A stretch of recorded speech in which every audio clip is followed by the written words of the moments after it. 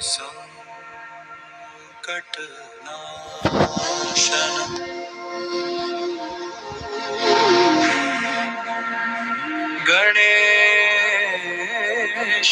गणेशस्तोत्र प्रणम्य शिरसा देवम्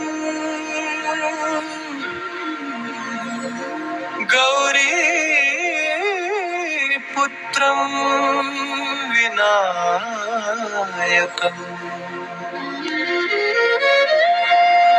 भक्तावासं स्मरे नित्यम् आयु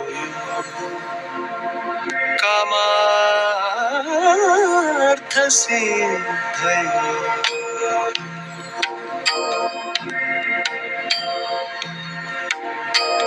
प्रथमं वक्रतुण्डं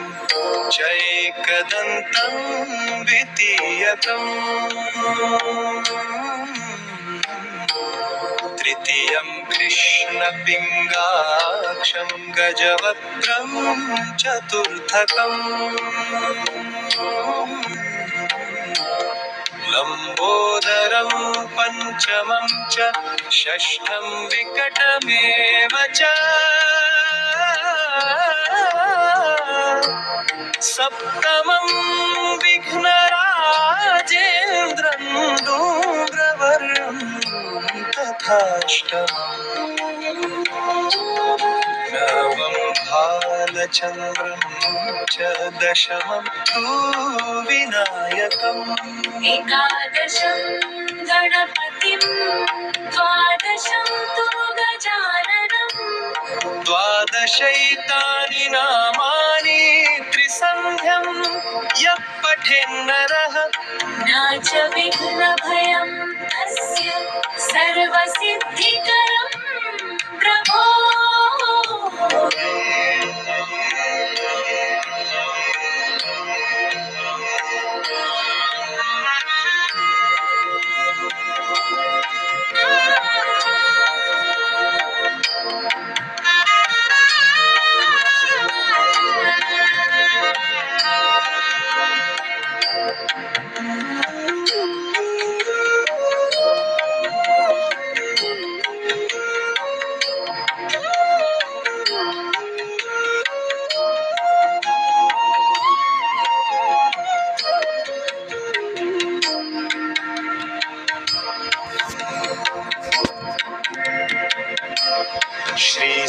श्रीसङ्कटनाशन गणेश स्तोत्र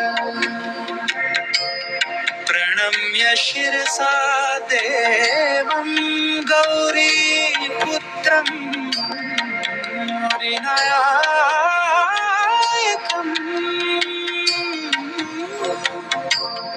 भक्तावासं स्मरे नित्यम्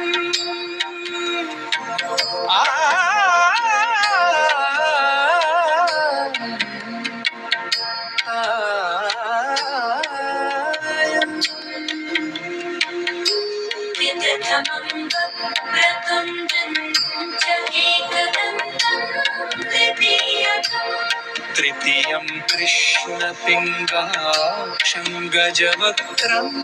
चतुर्थकम् लम्बोदरं पञ्चमं च षष्ठं विकटमेव च सप्तमं विघ्नराजेन्द्रं